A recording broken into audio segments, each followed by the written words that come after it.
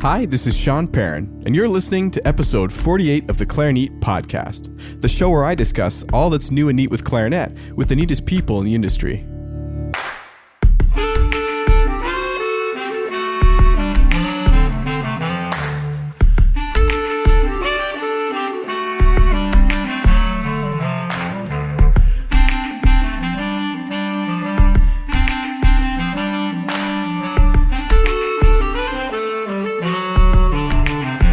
In today's episode, I speak with Eric Salazar about how he grew his Facebook artist page by over 6,000% in 2016 alone. He's now one of the most followed clarinetists on Facebook, second only to Martin Frost. Some topics of discussion include how to use your social media time effectively, making something out of nothing, finding your audience, and future-proofing that audience. I'd like to thank Eric for submitting an amazing guest post to clarinet.com on how to build your Facebook page, develop great content, and start building a following. You can find this and the show notes for this episode at www.clarinet.com. If you'd like to receive free content updates, coupons, and have the chance to win giveaways mentioned on the podcast, be sure to subscribe with your email address at www.clarinet.com/subscribe. Also, the Clarinet Podcast is supported in part by its listeners. I'd like to thank new Patreon sponsor Yuri, and if you'd like to learn how you can support the podcast, please see clarinet.com/support. One more quick thing before we get started with Season 2 is I'd like to thank Michael Lowenstern for providing the awesome new theme music. If you haven't checked out his latest album called Sway, I highly recommend that you do so, and the track that starts and ends the podcast now is called Stomp. And now for my conversation with Eric Salazar after a brief message from our sponsor. This episode was brought to you by D'Addario Woodwinds. Sanding, shaping, balancing. For centuries, mastering your instrument meant mastering these crafts too. But now, D'Addario is refining craftsmanship for the 21st century by refining their reeds and mouthpieces with the world's most innovative techniques, so you can spend less time sanding, shaping, and balancing, and more time perfecting your own craft. To learn more about the new era of craftsmanship from D'Addario Woodwinds, visit d'addario.com/woodwinds. So I'm here today with Eric Salazar, who is actually the first guest to come back for a round 2 interview. Welcome to Clarinet for the second time, Eric. Hey, man, it's awesome to be back. And you know what's really cool too is that, and this is just one of the amazing things that this podcast has led to, is I'm not sure I would have ever really met Eric, but we actually, through this, connected down at Clarinet Fest in Lawrence, Kansas over the summer. Yeah. And we even did like a live broadcast for those of you who caught that down there. And I held Eric to task and had him do sort of a, I guess he volunteered, but we did sort of a live improv jam session, which was also really cool. So really, really cool stuff. And we took in a lot of concerts down there and hung out a bit. So overall, just a great time. But today, Eric is here to share with us, kind of to expand on what he talked about the first time with music business, but also share how he grew his Facebook page by over 6,000% in 2016 alone. So Eric, this is one of those topics that I'm actually extremely interested in too. So let's get started. Sweet. Cool. So how did you do it? What's the trick? Is there a trick? Is it a lot of tricks? What's the rundown of how someone might go to grow their artist Facebook page? You have to understand that just creating the page and sitting on it is not enough. Mm-hmm. That would be like printing business cards and then just leaving them in your desk. So you have to invest resources to your Facebook artist page. It's the same as any business topic. You have to invest time and income into it. So the main reason that my page has grown, and when I see other really successful pages that grow rapidly, the main reason, there's 3 things. First being, you know your target audience. So you have to know who you're going after. If you try to appeal to everyone when you're first getting started, you usually don't appeal to anyone. This is why, in my opinion, Clarinet is so awesome, because you know exactly who your target audience is. It's people who love clarinet. That is a very specific part of the population, and that's fantastic. So you need to have a specific audience in mind. And then the second thing is you need to know your content. So for those of you who are maybe just getting started looking into business skills, content as it applies to Facebook is what you're posting, your videos, your pictures, any notes you make or links you share. That's what content is.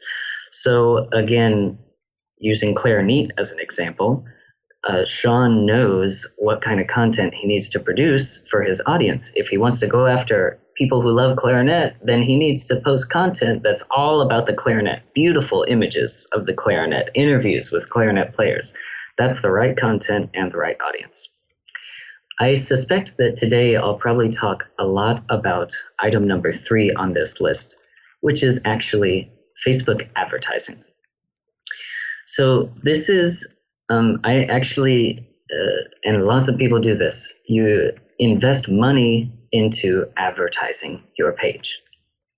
So I view that as the equivalent of, like, if we're using the business card analogy again, investing money in your Facebook page by advertising is like making sure that you can put your business cards where the right people can see them. Mm-hmm. So those are the 3 main reasons. And like I said, today I'll probably talk a lot about that advertising aspect, because that's probably the most significant reason why it's grown the way it has. Interesting. So there's a lot of real nuggets of information there I'd like to sort of expand upon. Let's go back to the time commitment first, because I know that a lot of people are going to say, well, and the money commitment, I guess, but I work a full-time job. Maybe how am I going to find the time to invest also in a Facebook page, especially when the Facebook page isn't at a stage where it's giving back yet? So is it one of those things where, like, if you build it, they will come, or do you kind of have to, is it an ongoing workflow that you're doing, and how do you find the time? Yeah. So full disclosure, I have a full-time arts administration job. And then, so in other words, no excuses for everybody else. Yeah, I mean, if your concern is that you don't have the time, I would equate it to what I tell my students when they claim to not have the time to practice. You don't find time. Time's not a magical treasure that you find with a treasure map. You make time. That's such a good point, actually. Everybody is given the same amount of time in a day. Right, exactly, yeah. So, but the time commitment, I would say that it's ongoing for me. It's every day I put in a little bit of time. Some days I put in hours. Some days it's more like a half hour. It just kind of depends on what my total workflow is that week for all of my commitments. My time on Facebook is like, I hardly ever use it for personal use. Mm-hmm. It's almost always for professional purposes. I'm actually kind of an introvert in some ways. I'm a little shy, so I don't really like post my feelings that much on Facebook. So it's all professional for me. And the professional time is you're creating content towards that guides your audience towards a business goal. Mm-hmm. So if you are a instrument maker, then your business goal is for people to buy your instrument. If you're someone who's building a private studio, then your content should direct people towards hiring you as a teacher. So when I talk about investing time into Facebook, I mean creating content that guides people towards the result I want. So for me, I'm using my Facebook artist page to help myself be able to perform the way I want to. Mm-hmm. So when I put time into it, I'm analyzing the data that Facebook offers me. So like, age range of people who like my page, where they're from, that kind of thing. I'm also creating content, and I don't mean just like typing a random sentence. I mean really sitting down and taking maybe 20 minutes to think about, okay, what kind of picture should I post to engage my audience? Mm-hmm. And the other thing that I know is going to come up from this conversation, maybe from listeners, is how much time do you need to put in to get the results that you want? And I can tell you, miraculously, somehow in the past week, just recently, I got 3 gigs. And all of them, one of them I know is a direct result of my social media presence. And 2 of them I know were heavily influenced by it. What do you mean by that? I mean, someone clicked the book now link on your page, or it was a friend of a friend who saw you perform online, or what happened? Yeah, so the one that was a direct result was someone was searching for, it's a teaching gig. It was someone was searching for a clarinet teacher. So they typed clarinet and Indianapolis into Facebook, and my page was the one that popped up. Then they went to my website from my Facebook page, and from my website, I've got this nice section of the page that talks about my private studio. So wait a second here. Let's just take a moment to consider what this means. I hadn't thought about this. You're telling me people are searching Facebook as if it were like a Google of people?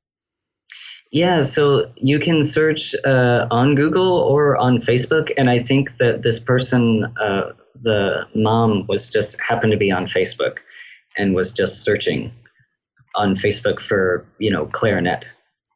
And then so the fact that my Facebook is linked to my website, that's what sealed the deal for her. She went over to my website and then was able to see my contact information, and then she contacted me. That's crazy. And you know what? This is maybe, I don't want to get into some sort of like mad political debate here or anything like that, but a lot of people are, in my opinion, way too forthcoming with their opinions on Facebook and posting of things that maybe aren't appropriate, and not even appropriate in the fact that it's not okay to hold your own opinion. But you have to realize when you put something out there that a potential client may see it. Right. And you have to be very, I don't know if you should be wary, but just mindful of the fact that if you're a freelance musician, the world is kind of your job. So, I mean, if it's not appropriate to maybe share something at work, maybe as a freelancer, you should think about that in your everyday activities. What do you think about that? Yeah, I mean, and the points that you're making, that's the very reason I decided to make an artist page for my business versus staying with a personal page, because I wanted my business page to be, okay, this is my professional image. And then my personal page is what I use to like interact with my friends and post stupid videos and all that. But I wanted something so that when someone searched for Eric Salazar as a clarinetist, it was my professional image. So the second aspect of this money then, how much, you don't have to disclose, exact numbers, but how much would be reasonable for someone to spend to budget for some type of advertising, and how can one do a good job of advertising their materials on Facebook? Yeah, so I'll tell you right now, my first year of it, which was last year, I was working with, just compared to other businesses, pretty small numbers. I invested $1,500 into Facebook advertising. It's pretty low when you think about it. And so, and if I'm using the 3 gigs I just got as an example for the payoff of this, the return on investment, I know that 2 of them are performance gigs, and they'll be a couple $100 each. And then the teaching gig is about $200 if stay with me for the whole year.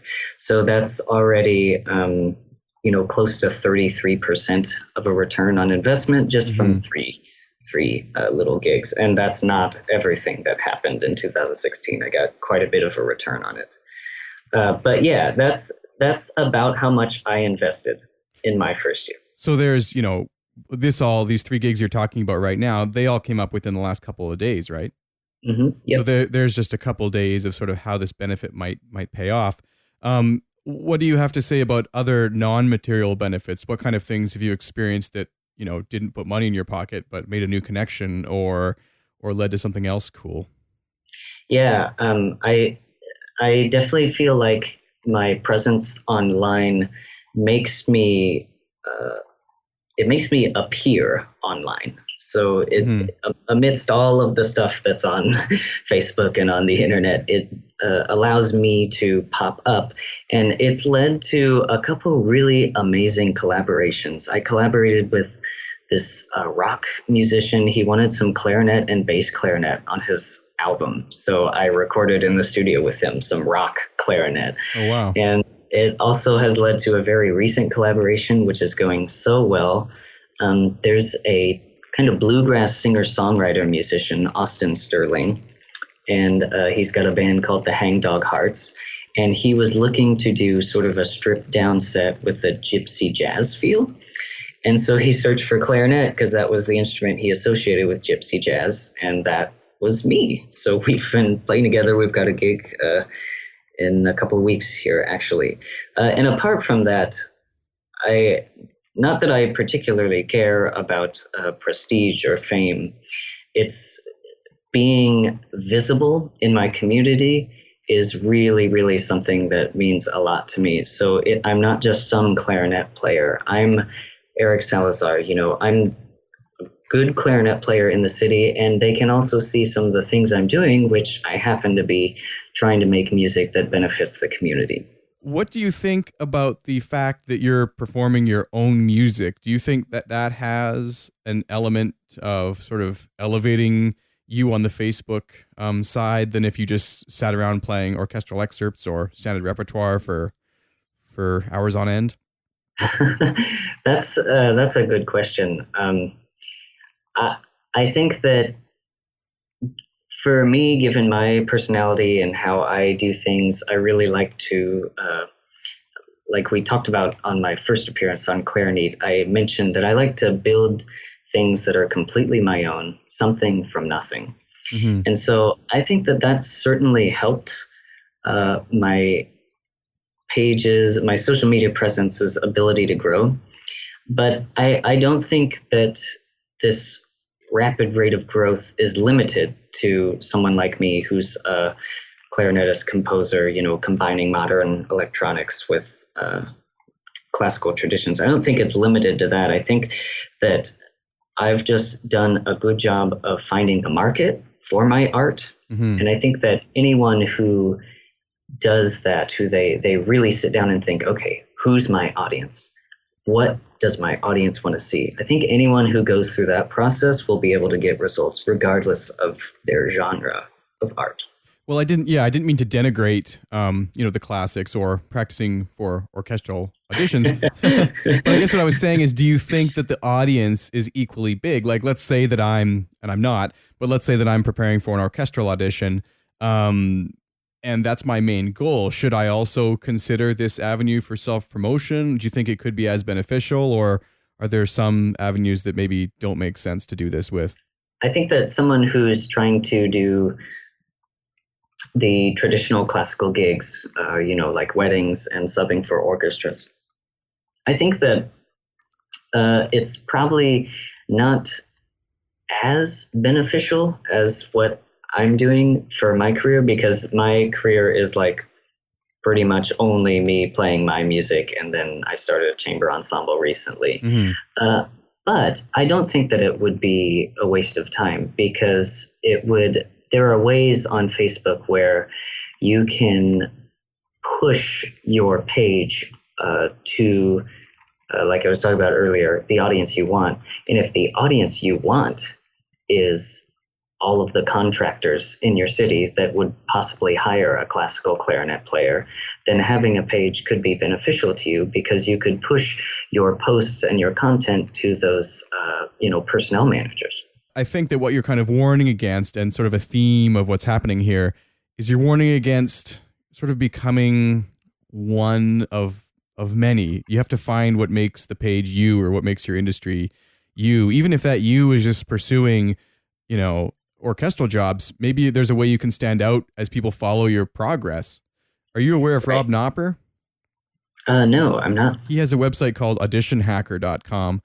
Oh, yeah. And he, he has a job, a very prestigious job. He's a percussionist, actually, but he has built a whole following around the audition process and how people can sort of better their chances and improve their success rates. And it's amazing. And I imagine there's other avenues like this. Mm-hmm. So yeah, here's a question that, maybe stems from a personal issue with my own artist Facebook page. So you've got all your friends to follow. You've got all your family members to follow. A couple new people have followed. How do you deal with that hump? You've been through everyone you can invite on Facebook. You've reached a point where it's sort of stagnant for a while. Mm-hmm. Yeah. And I'm hoping that I can get you Sean an image of, I have a chart that tracks the growth of my Facebook page, and it shows exactly when I was in that hump of like having only 150 people for a few months. But what made mine grow was when I again sat down and really invested money and time into it. And there's this free training program on Facebook called Facebook Blueprint.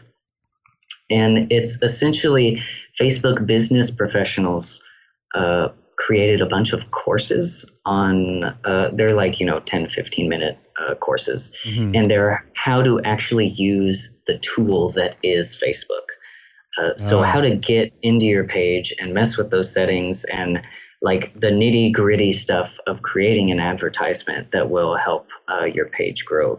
But yeah, I would say that if you are wanting to have a large following on Facebook, investing money into the advertising is a necessity. No business is able to grow 100% organically without investing money in advertising and marketing at some point. No business is able to do that. So for those who missed the first episode with Eric, I think it was episode 8, you might want to go back and sort of listen through that. I don't want to recap on too much of it right now, but you might be asking, well, wait a minute, it's not a business. It's just me trying to promote my instrument. But what Eric believes strongly in, and what many musicians nowadays, including myself actually, are beginning to understand and believe more and more, is that running your freelance career or even your musical career, it actually is a business, and it can be helpful to look at it in that way and take it seriously in that way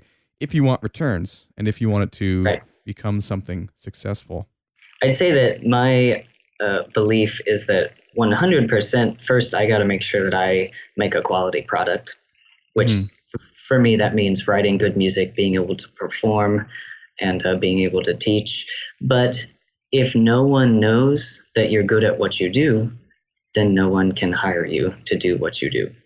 Absolutely. And that's the point that Seth Haynes was touching on too, actually, is that you have to be, no one gets hired from their practice room. They get hired, when they meet someone at a gig, when they are out there being seen on social media. And so what do you say? You mentioned yourself, you are an introvert, a little bit shy at times. I have to say I find that surprising, but I also understand because I'm actually the same way. And how do you get past that? What would you suggest to people who are having the same kind of thought? Like, I don't want to be seen playing my instrument on YouTube. What if it's not perfect? Yeah. And that's a huge hurdle that I had to get over to grow this social media presence, which has, as we've discussed, led to me earning a better living as a musician. That was a huge hurdle.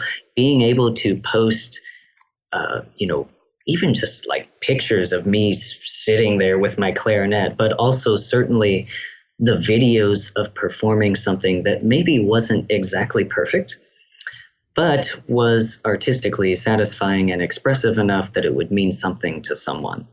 So if you're in the same position, if you're like me, where your finger just like hovers over that submit button for like 5 minutes because you're concerned about what other people are going to think, just focus on the message you're trying to send. And something that I learned in the past few years is that something doesn't have to be perfect to be meaningful. Yes. I totally agree with that. And I think that in some ways, musicians are being held almost to an unfair standard to themselves with the advent of recording. And I think that a little bit of mistake here and there is something that's just actually part of live performance. It happens, and I can think of an example. I know many people will disagree with this, but you know what? That's just okay. I can think of recently I had my debut concert for my CD release, and there was one piece, I don't know what I was thinking, but the drummers started doing their thing to accompany me, and then I grabbed the wrong clarinet and started, and I was like, oh my God, whoops. And I made kind of a joke of it, but I engaged with the audience and everybody laughed, and I thanked the drummers for, keeping going. And it was just a funny moment. And when I posted it online, I really waffled back and forth because I put it on YouTube. I waffled back and forth about that, whether I should post it. And I just was like, you know what? For me, it was kind of a magical moment. Like I had everybody in the palm of my hand. They all laughed at me. not at, or they all laughed with me, I guess. Maybe some at. But everybody laughed. We had a moment. It was kind of a cool thing. I felt, this is kind of weird, I felt like it was more like a pop rock concert or something. Like, and this kind of stuff happens all the time.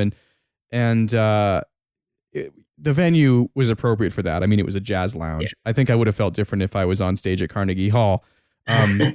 But, you know, there's also this sort of psychological phenomenon. I don't want to get into a huge conversation about this, but they say that someone who displays a small amount of, I don't want to call it personal weakness, but something that people can relate to, they actually become more likable. So they did studies where someone came in like an absolutely clear-cut suit and did a presentation, and then they asked the group of people at the end how much they respected them. And then they did the same study with a different group of people, but before the presentation started, the person kind of tripped and, you know, spilled a little bit of coffee. And that one little aspect, of course, it didn't affect the entire presentation, but it made the person more relatable and likable, which I found really, really interesting. I can't remember which book that's from. I wish I could, but what do you think about that? Is there an element to this in music too? Yeah, I think that art is human. And so at the end of the day, we have to be human. We can't be perfection. And when I, relating it to the social media stuff, when I post content, it's okay if it's not perfect because my audience doesn't want to see, perfect Eric Salazar being perfect all the time. My audience wants to see a human being who's an artist. Yeah, that's super cool. And, Seth Haynes, to keep bringing him up, but he does have some other very good points, which I think that sort of apply here as well. He said that one of the interesting things about a Facebook group is that you can still have the professional output. You can still have an album. You can still have a tour. You can still have a live performance. But Facebook, if done correctly, helps show people the process, not just the result. And that's what people are genuinely interested in. Anyone can just go read a book, but not everyone can tell the story of how it's written. Yeah, that's definitely what's popular right now. The ideology of the artist on the pedestal and, no one could possibly reach them or interact with them. That's falling way out of style. These days, people want to know, their way of connecting is understanding, which that makes perfect sense. So they want to know how you're, playing those altissimo notes. How are you doing that glissando? And so if you can show them, if you can tell them that story, they're really engaged and then really connected. And then later on down the road, when you try to, convert a sale or something, they feel connected enough to feel comfortable supporting your art. What's funny is I think that we've all put artists on a pedestal, in a way for too long, and social media is kind of allowing them to come off and be normal people again. And I don't think anything's lost in the process. Yeah. I mean, they're still going to have that amazing, mind-blowing album. They're still going to have that, and it's still going to be the finest quality art. It's just, kind of letting everyone else in to see the process. I don't think that's a problem at all either. And it's something that has happened even through the ages. Are you familiar with Joy Division? It's a rock band from the early 80s, late 70s. I guess you can't really call them rock. But anyways, I remember I read the book about their lead singer who tragically committed suicide just before their first American tour. But beside the point, when he first wanted to start a band, him and his bandmates went to a Sex Pistols concert with the goal of finding out, wait a minute, are these people really inhuman? What? And when he left the concert, the reason they went as far as they did is because he looked and he was like, wait a minute, that's just a guy on stage. Anyone can do this. Why can't I? And when they first started their band, they really let the idiosyncrasies of their music come through on the album, which led to new heights. But there was things like Peter Hook, who went on to become a part of New Order. He would play really high notes on his bass, not because he didn't want to play low, but because his amp was so bad that only the high notes would come through. So, but this became a part of their signature sound. So you've got to run with what you have, run with what you can do. And for you, that comes down to you love improvising, You're working on your own electronic music, which that's led to some very interesting gig opportunities since we last talked. Could you talk about that a little bit? Yeah. Oh man, it's so fun. It's fun. I love it. But yeah, probably the biggest thing, I won't present like the entire list or anything because I don't want to bore anyone who's listening, but probably the biggest thing is that I was awarded an Emerging Artist Fellowship. Oh, congratulations. Thank you. Yeah, from the city of Indianapolis. Basically, I wrote a proposal and I explained what it is I do and why I think what I do is really cool. And one of the reasons that I think what I do is really cool is because in Indianapolis, at least, I don't know if anyone else is doing it. I don't know if anyone else is a solo clarinetist who's combining classical with modern electronics. So that's a pretty awesome fellowship, and they're actually funding a concert tour for me throughout the state of Indiana. Wow! And that's gonna happen. We're starting that in April, I think, of this year. So, do you have a couple tips for writing a successful proposal, or is it kind of like a grant, or what would you consider it? It was a very similar process of a grant application, except the difference is, in addition to the quality of the proposal being measured, the quality of the art itself was being measured. So that's about the only difference. But yeah, my advice for those kinds of things is, one, if you think you can't do it, try doing it anyway. Because so many people they start like their application, they get about 20% in, and then they get cold feet, and that's most of the cutoff is the people who start and then give up. So don't give up. And then the second point is to clearly and concisely explain who you are, what you do, and why it matters. Did you have to lay out a budget for this too? I did, yes. So that took some time as well, researching approximately what marketing expenses would cost and what venue rental would cost, that kind of thing. The big thing to understand about the budgeting is that most people want an itemized budget. So itemized means you list all of the things that you need and what they cost. So exactly that requires... what they cost. Yeah, exactly what they cost. And that requires some research on your end. But if you do it right, then, you can get like a fully funded concert tour. And I don't know how it worked exactly for this application, but if it's allowed, I would even recommend including, let's say that you're planning a tour and you go to United's website and you get an airline quote. Mm-hmm. Attach that quote. Yes. Take a screenshot and put it on your document. Because then they can see, he says it's going to cost $427. Well, look, there it is. Right.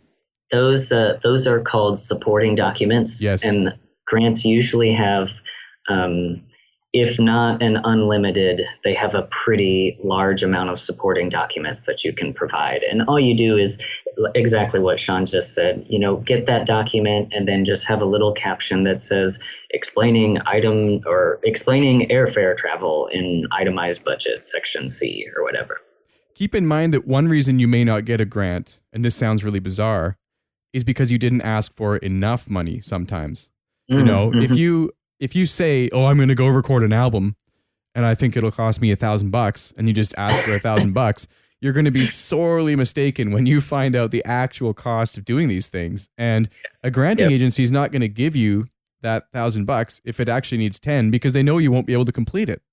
Right. So It's kind of like, do you ever watch Shark Tank? Mm-mm. It's the show entrepreneurs come in, they market their business to and then they try and sell part of their business. It's pretty interesting, but it's kind of like that. The people come in with crazy valuations. They don't leave with a deal. Yep. So anyways, well, Eric, this has been absolutely fantastic. Is there anything else you want to share about running a absolutely incredibly successful Facebook page? If you want to grow your social media presence, again, you have to know why you're doing it. So if you're like, I just want 4,000 followers because that's cool, then you're not going to get real business results. If you go into it thinking, okay, I want to have a large social media presence so I can use that as leverage to generate my own gigs by convincing venue owners that I do have a following, then that is a very successful plan. That's the reason that I did it. It's one of the reasons, so I could convince venues to let me come in and play my weird music, basically. Oh, that's actually really interesting, because so what you're saying is if you now call a venue, like the point of many venues having music for the night or hiring a musician for the night is, it's down to business again. They want to bring in revenue from selling, beer or food or tickets or whatever, right? Yep. So if you can show that you have a large following already, they view it as you would be a good option. Is that what you're saying? Yeah, that's exactly what I'm saying, because, I'm a local artist, quote unquote, in the eyes of the venues that I'm contacting. And it's especially challenging for someone like me who's not fully classical, but not fully something else. Mm-hmm. I'm not a rocker who I'm going to do covers of rock music. That's not me. So it requires a little bit of extra convincing, since they're unfamiliar with the music genre itself. And this is called a metric, or a piece of data. The metric that I have is that I have, 10,000 supporters on Facebook, which shows them without question, it is a fact that I do have a following for this kind of music. What percentage of your followers would you say are local versus international or national? And how does that matter? Does it matter? Yeah. So I've got about 3,000 followers in Central and South America. I think that's because of my last name, Salazar. Oh, that's cool. So, and then everyone else is, the rest of them I'd say are like 90% in the United States. So have you considered touring down there then? When I do international tours, that's definitely on the list of places to go. Because I love your optimism. We always say things like when instead of if. It's good. Yeah, that's an old habit that's worked out so far, so I just keep it. But that's definitely on the list of places to go, since I know there's a market for it. I don't need to go and see for my own eyes. The internet and all the data is showing me there's a market for my music and my last name down there. But yeah, as far as whether or not it matters, you don't want to have like 10,000 followers in France and then go try to play in California. And then obviously none of the people who live in France are going to come to your show. Mm-hmm. So that's not what you want. But that's now we're getting into a conversation that sort of combines what social media can be used for, and then what else has to be sort of the traditional business methods of like word of mouth and passing out flyers to get people. But I would say that you want as much as you can to have it be local, but certainly don't be afraid to go international, because that can only help you. Well, they say that even Bob Dylan had to leave home to get famous, and maybe leaving home doesn't actually mean literally leaving in this day and age. Like, there are even rock artists in the States who have a bigger following in like Mexico than they do in America, simply because of the way that their music resonates with those people. Right. So that's very, very, very cool. And I imagine that would be, a benefit for grant writing too. If you're trying to write for a tour to South America, they would ask someone like me, well, why the heck do you want to go to South America? But you could say, well, 30% of my fans are down there. Or sorry, not South. Did you say South America and Central America? Yeah. So it's Mexico and Peru are the two biggest countries. Wow. That's crazy. Well, the States is first, but then those two are the non-United States. So 30% in Mexico and Peru, and then about 90% of the remaining 70% are American, you'd say. And then there's me. No, and then it's spread out, some Canadians and some Europeans. Wow, that's super cool. I'm so happy for your success with this, and I hope that everyone can really learn from this. Before we wrap up, I want to play devil's advocate for just 1 minute, because two questions have come to mind. And one of them is sort of a doubt I'm having about Facebook, and the other is sort of just a reality of the way the internet works. So the first question, how do you go about actually contacting your audience? Because one of the most bizarre things about Facebook over the years, and it was not always this way for those of us who are, relics of 2006 or 7, whenever it first came out. I remember when, maybe I had 100 friends, a post would get, 80 likes or something because most of your friends saw it. But now, many people have over 1,000 or more Facebook friends, and especially for pages, it's really, really hard to actually reach your audience without paying for it, which is super ironic and bizarre because these people have given consent to follow you, and then you have to sort of pay for those impressions. So how are you dealing with that now that this new algorithm and change has come into play, and how do you feel about having to pay to reach your own audience? Yeah, I mean, that is definitely the tricky part about Facebook, and that's what prevents a lot of people from actually pursuing doing this, because you do have to put money on the table to get your page in people's feeds. Some strategies that you can use to actually literally get in contact with people. When you do post content, have a phrase, or this is called a call to action. Have a call to action that encourages people to message you or interact on the post. Okay?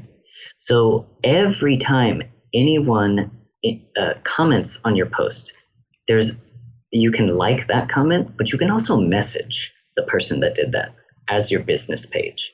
So by having them comment on your posts and interact with your posts, that gives you the ability to send them a direct message. So if you post a video of yourself playing, and then you go, "Hey guys, what do you think?" And then people comment on it, and they're like, "Wow, that's, what an interesting sound." Then you can then message them and go, "Hey, I saw you commented on my post. Thanks so much."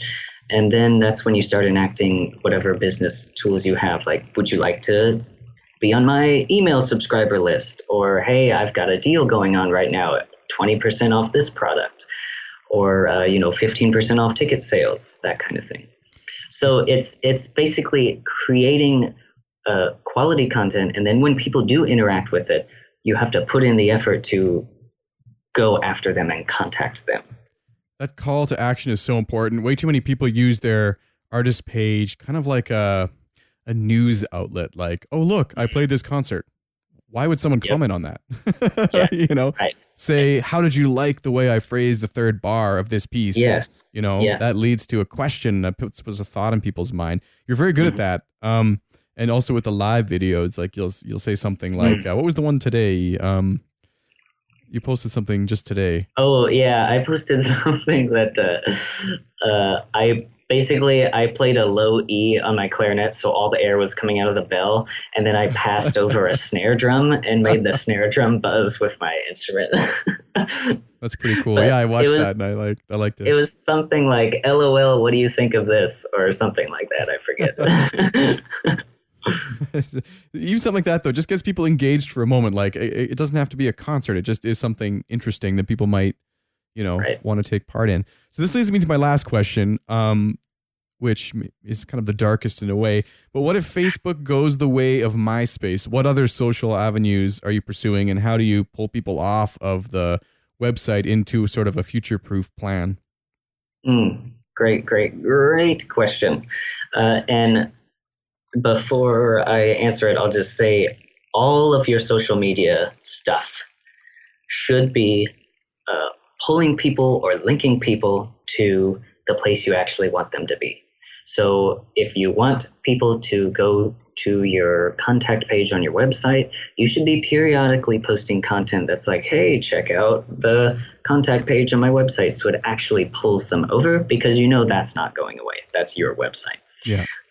But as far as other social media outlets I use Instagram, Facebook, and Tumblr. Those are my big three. I've got a YouTube channel. I'm sort of sitting on that for now until I get more of a following and can start posting more videos on that. But out of those three, Instagram, Facebook, and Tumblr, I find that I get the least business results from Instagram. Yes. Instagram allows a lot of people to see what I'm doing and see my content, but it's really difficult to actually get a business result from Instagram. The reason, in case you're not familiar with Instagram, is because you can't put links. You're unable to put links in your posts, which makes it virtually useless. It's like the opposite of Pinterest. Yeah. Pinterest links directly to your content. Instagram, it's very weird. But Yeah. Instagram gets great, for me anyway. It does get great response. People are interested in the posts, but they don't do anything, just like you said.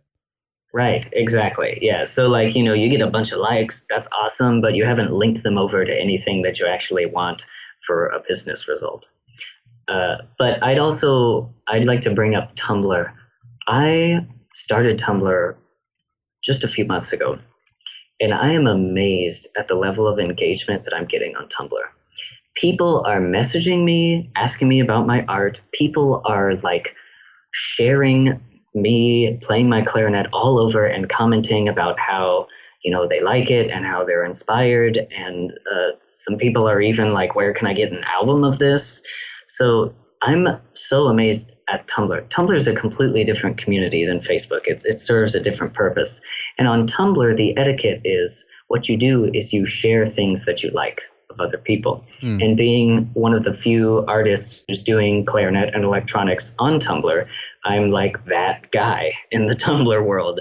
And like I said, I mean, people, it's like every other day, people are messaging me, not always like getting a business result, but they're messaging me just saying really encouraging things, like they appreciate my art.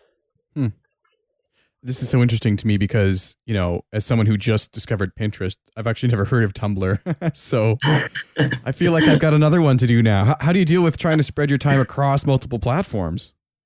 Just recycle content, use the same content. Some people warn about using different content, like they say that you should use different content on different platforms. I use the same content. I optimize it for each platform. So, you know, everything's the right resolution and the phrasing. I might change the title of a video or something more suited to the audience I have on Tumblr versus Facebook. But yeah, just recycle that content. So not to seem like I'm being obtuse, but what if Tumblr and Instagram were to go the way of MySpace? Yeah. Do you have an email list? Is I guess what I'm getting at? Yeah. I've got an email list of it's growing and it's close to 1,000, I think. So that's like the best thing you can be doing right now is building an email list. The tricky part about building an email list is that it's hard to do only with email. So like my social media stuff is funneling people into that email list. And you can view, if you're listening at home and you're maybe just getting started with business stuff, you can view the email list as like the pinnacle of people who care about what you do, basically.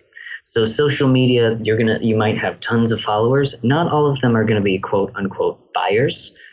All of them hopefully are supporters of your art, but maybe not all of them are buyers. And the email list, those are the people, you know, these people care about my art and these people are more likely to buy an album if it comes out.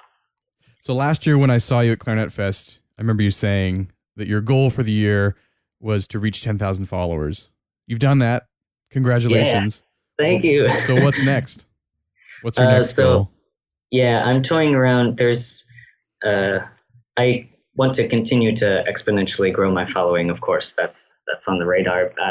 It seems like perhaps 10,000 a year might be something I could achieve. So let's just double it for next year, hopefully. So we'll have to check back and see how that goes. You know, I think that's actually a pretty reasonable goal because these things kind of tend to snowball. I was surprised you didn't quote a higher number. Well, that's because the other idea I'm toying around with is I'm a member of Fractured Atlas. It's have you heard of Fractured Atlas? It's an ensemble, right? It's an arts organization that helps people get started before they go to nonprofit status. So they basically they help you fundraise. They provide a lot of education about, you know, how to do the nonprofit thing. It's a resource for artists, basically. So one of the things that I'm toying around with doing is I'm trying to think about the best way to launch a donation campaign so that I can quit my full-time job and be a full-time artist. So that, since I have this following now, that would entail basically coming up with a fundraising campaign. And what I'm toying around with right now is $1 a month. And then if, 10,000 people were to do that, that would be way more than enough for me to be able to just go full-time artist. Absolutely. And is that something you're thinking of doing through Patreon or some other source? Well, the thing about Fractured Atlas is they have their own system all set up and all that. So I need to just hunker down. I've been doing a lot of grant applications and competition applications this month. So January's over. So hopefully next week I can start looking at this. But I'm just trying to think of how to activate this following, because I don't have products to sell. I don't have, I'm not selling reeds or mouthpieces or anything like that. I'm basically just, the only thing I can sell is my art. And when you have just one revenue stream, you tend to have less money than if you have multiple revenue streams. Mm-hmm. So I figure that in this day and age, people want to support art, but for example, buying an album's kind of a commitment, because it's almost, if people are using Spotify, then buying a CD is almost like an inconvenience for them, because they have to not listen to their Spotify and use CDs. So I'm thinking, I've got all these people who want to support my art. What can be a very, very inexpensive way for them to do that? And the idea that came to my mind was just having them donate very, very small amount of money so that I can switch from being a arts administrator and artist to only an artist. And those micro donations, they really add up. And it's something that I've started to experiment with Clarinet here as well. I've set up a Patreon page, and, I would encourage anyone who's interested to check that out. And also, if you're interested in Eric's music, look into his efforts in this regard too. And I have to say, it's so important. Those dollars, even $1 a month or something, can really help support what it is that you're enjoying, and try and consider the value that something might add to your life. You have a cup of coffee, it's $4, it lasts for 30 minutes, and then you need another one in 6 hours. If you find yourself listening to Eric's music all the time, or the podcast every week or something like that, what is that worth to you, and what would happen to you if it were to simply stop, And it can really just go a long way. So I think it's a great way to pursue it. But the hard part, of course, is connecting with people and having them cross that bridge of, actually making a payment, which can be so difficult. Yeah. And that's why I, going back to Tumblr, people feel so comfortable supporting my art on Tumblr. And that's sort of how I view it. I'm not viewing getting donations selling to people. I just want people to feel comfortable enough that they can make a very small financial contribution to my art, which will allow me to create more and more and more. But, if people are really enjoying your music and they want you to be the best, most interesting, most entertaining clarinetist you can be, at some point that costs a little bit, Yeah. For all artists, and if someone would crowdfund together the next Radiohead album, which they probably would, surely the next Eric Salazar thing would be worthwhile too, if the community is interested in it, so. Yep. Yeah. So yeah, I think that, so today you have actually provided the entire Clarinet community with a really fantastic article, which is going to be going out on the same day that this podcast is released.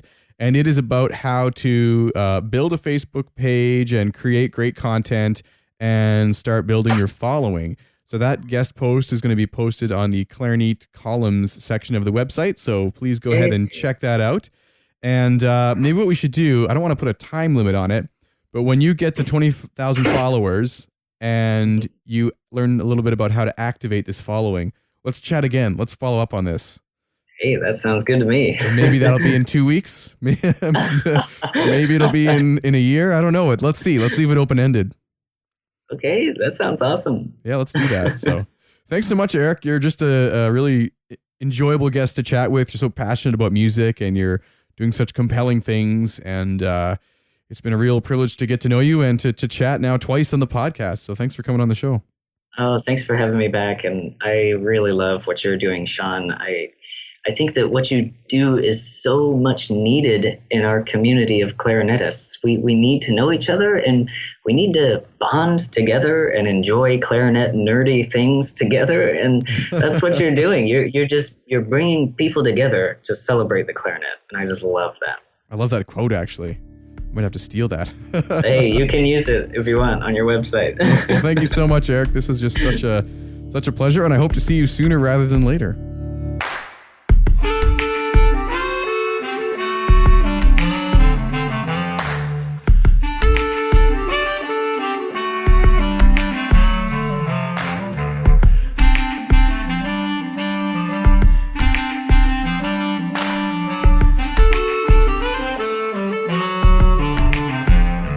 Thanks for listening to the Clarinet Podcast.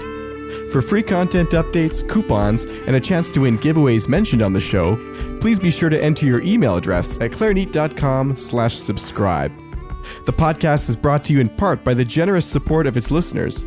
If you'd like to learn how you can help out, please see clarinet.com/support. Today's episode was brought to you by D'Addario Woodwinds. Sanding, shaping, balancing. For centuries, mastering your instrument meant mastering these crafts too. But now, D'Addario is refining craftsmanship for the 21st century by refining their reeds and mouthpieces with the world's most innovative techniques, so you can spend less time sanding, shaping, and balancing, and more time perfecting your own craft. To learn more about the new era of craftsmanship from D'Addario Woodwinds, visit d'addario.com/woodwinds.